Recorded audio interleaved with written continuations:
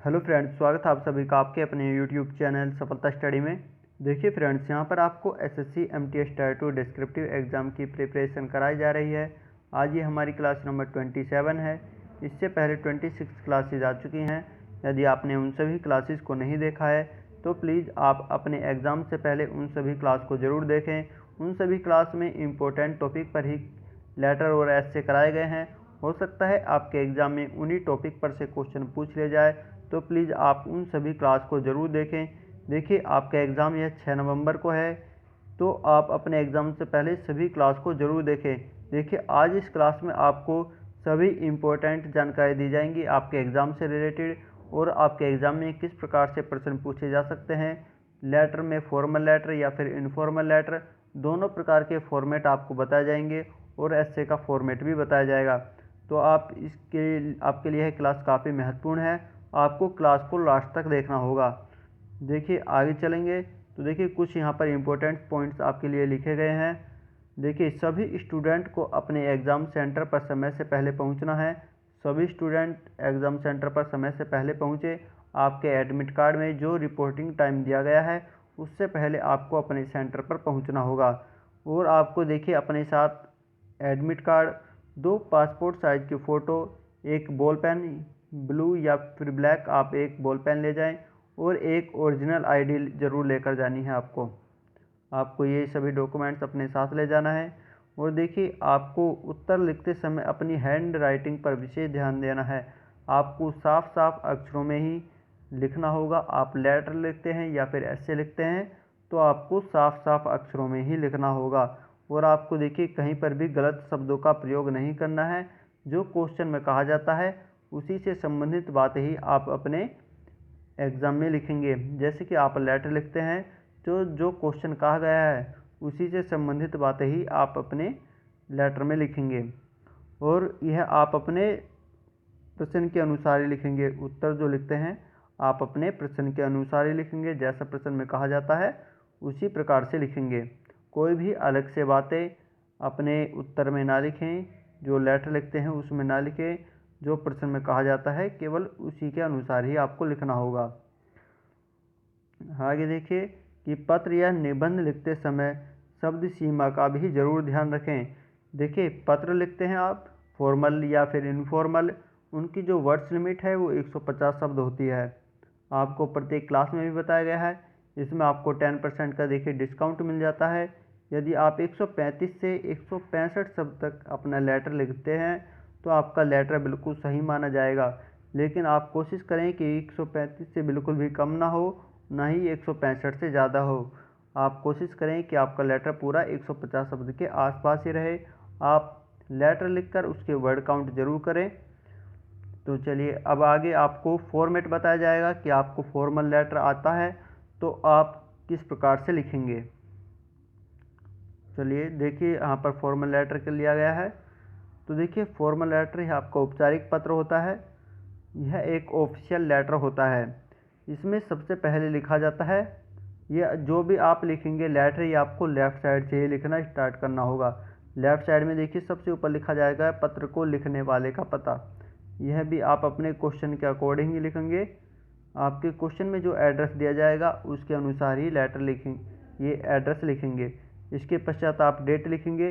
तो डेट आपको 6 नवंबर 2022 ही लिखनी है। 6 नवंबर लिखेंगे और फिर नवंबर के साथ में कोमा लगाकर 2022 लिखेंगे। आपको डेट 6 नवंबर 2022 ही लिखनी है। फिर आप एक लाइन का स्पेस छोड़ेंगे। देखिए, लाइन का स्पेस का ज़रूर ध्यान रखना है। फिर आपको लिखना होगा पत्र को प्राप्त करने वाले का पता।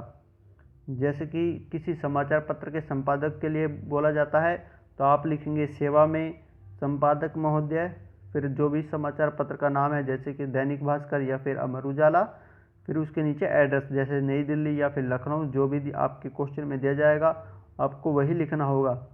इसके पश्चात फिर आप एक लाइन का स्पेस छोड़ेंगे। फिर विषय लिखेंगे। जो आपका क्वेश्चन दिया जाएगा उसमें जो मेन पॉइंट होता है आप संक्षेप में विषय के रूप में लिख देंगे। सभी क्लास में आपको बताया गया है तो आप उन सभी क्लास को भी ज़रूर देख लें।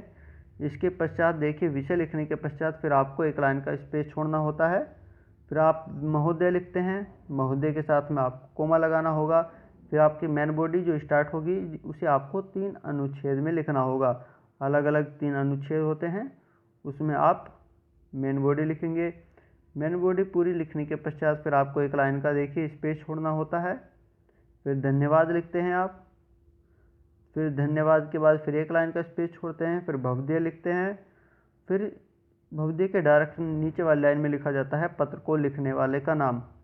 यह आप अपने प्रश्न के अनुसार लिखेंगे। आपके प्रश्न में जो नाम दिया जाता है आप वही नाम लिखेंगे। आपको कोई काल्पनिक नाम यहाँ पर नहीं लिखना होता है। चलिए देखिए, आपका फॉर्मल लेटर हो गया है। अब आपको इनफॉर्मल लेटर के बारे में बताया जाएगा। देखिए, इनफॉर्मल लेटर का फॉर्मेट अलग है। यह आपका अनौपचारिक पत्र होता है इनफॉर्मल लेटर। इसमें देखिए, इसमें भी फॉर्मल लेटर की तरह सबसे पहले लिखा जाता है पत्र को लिखने वाले का पता। यह भी आप अपने क्वेश्चन के अनुसार ही लिखेंगे। आपके क्वेश्चन में जो एड्रेस दिया जाता है आपको वही एड्रेस लिखना होगा। फिर आप एक लाइन का स्पेस छोड़ेंगे। फिर डेट लिखेंगे। डेट आप 6 नवंबर 2022 ही लिखेंगे। आपका एग्ज़ाम ये 6 नवंबर को है, तो आप 6 नवंबर कोमा लगाकर फिर 2022 लिखेंगे। आपको डेट इसी फॉर्मेट में लिखनी है। इससे पहले कोई डेट या फिर दिनांक करके कोई शब्द नहीं लिखना है, डायरेक्ट इसी फॉर्मेट में डेट लिखेंगे। फिर एक लाइन का स्पेस छोड़ेंगे डेट लिखने के पश्चात। ये आपका इनफॉर्मल लेटर है। जैसे इसमें कहा जाता है कि अपने मित्र को पत्र लिखिए या फिर अपने पिताजी को पत्र लिखिए। यदि मित्र के लिए बोला जाता है तो आप लिखेंगे प्रिय मित्र। यदि पिताजी के लिए बोला जाता है या फिर माताजी के लिए तो लिखेंगे पूज्य पिताजी या पूज्य माताजी। मित्र के लिए लिखते हैं तो मित्र के नीचे वाली लाइन में लिखेंगे सप्रेम। यदि पिताजी को लिए बोला जाता है तो लिखेंगे चरण स्पर्श प्रणाम।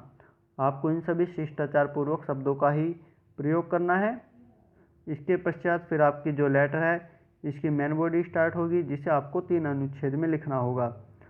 आप 3 अलग अलग अनुच्छेद में इसकी मेन बॉडी को यहाँ पर लिख देंगे। क्लास में आपको बताया गया है कि किस प्रकार से लिखा जाता है, तो आप क्लास को भी ज़रूर देख लें। फिर पूरी मेन बॉडी कंप्लीट होने के पश्चात आपको एक लाइन का स्पेस छोड़ना होता है। फिर आपको देखिए, यदि मित्र के लिए बोला जाता है क्वेश्चन में तो आप लिखेंगे आपका मित्र। यदि पिताजी के लिए बोला गया है तो लिखेंगे आपका पुत्र, क्योंकि इसके नीचे लिखा जाता है पत्र को लिखने वाले का नाम। यह भी आप अपने प्रश्न के अनुसार ही लिखेंगे। आपके प्रश्न में जो नाम दिया जाएगा आपको वही नाम यहाँ पर लिखना होता है। देखिए, आपके फॉर्मल और इनफॉर्मल दोनों प्रकार के लेटर का फॉर्मेट आपको बताया गया है। अब इसके बाद आप बात करते हैं एस्से राइटिंग के बारे में। देखिए, निबंध लेखन, इसका फॉर्मेट यहाँ पर लिया गया है। सबसे पहले देखिए, आप प्रश्न संख्या ही लिखेंगे। फिर जो आपको क्वेश्चन दिया जाएगा उसे एक हेडिंग के रूप में लिख देंगे। फिर एस्से का जो फर्स्ट पार्ट होता है प्रस्तावना, आप वह प्रस्तावना लिखेंगे। फिर इसकी जो मेन बॉडी होती है उसे भी आप 2 या 3 अनुच्छेद में करके ही लिखेंगे। और फिर इसका जो लास्ट पार्ट होता है निष्कर्ष, आप निष्कर्ष लिखेंगे। देखिए, इसकी भी आपको शब्द सीमा का विशेष ध्यान रखना होगा। एस्से की जो शब्द सीमा 250 शब्द होती है, आपको 250 शब्द में ही एस्से लिखना होगा। इसमें भी आपको 10% का देखिए डिस्काउंट मिल जाता है। यदि आप 225 से 275 शब्द तक अपना एस्से लिखेंगे तो आपका एस्से बिल्कुल सही माना जाएगा। लेकिन आपको 225 से बिल्कुल भी कम नहीं लिखना है और ना ही 275 शब्द से ज़्यादा लिखने हैं। तो आप कोशिश करेंगे कि आपका एस्से 250 शब्दों के आसपास ही रहे। तो देखिए, इस क्लास में बताई गई जानकारी आपको कैसी लगी प्लीज़ आप कमेंट करके ज़रूर बताएंगे। यदि आपके अब भी कोई डाउट्स हैं लेटर को लेकर, फॉर्मल लेटर, इनफॉर्मल लेटर, इन सभी को लेकर या फिर एस्से को लेकर जो भी आपके डाउट्स हैं आप कमेंट बॉक्स में पूछ सकते हैं अपने एग्ज़ाम से पहले, जिनका रिप्लाई आपको शीघ्र ही किया जाएगा। तो आप इस क्लास को अपने सभी फ्रेंड के पास शेयर जरूर कर दें। और देखिए, यदि चैनल को सब्सक्राइब नहीं किया है तो प्लीज़ चैनल को सब्सक्राइब जरूर कर लें। तो आपको अपने एग्ज़ाम के लिए बेस्ट ऑफ लक। सभी अच्छे से एग्ज़ाम दें और सफल हों। चलिए, आज के लिए इतना ही। Thank you.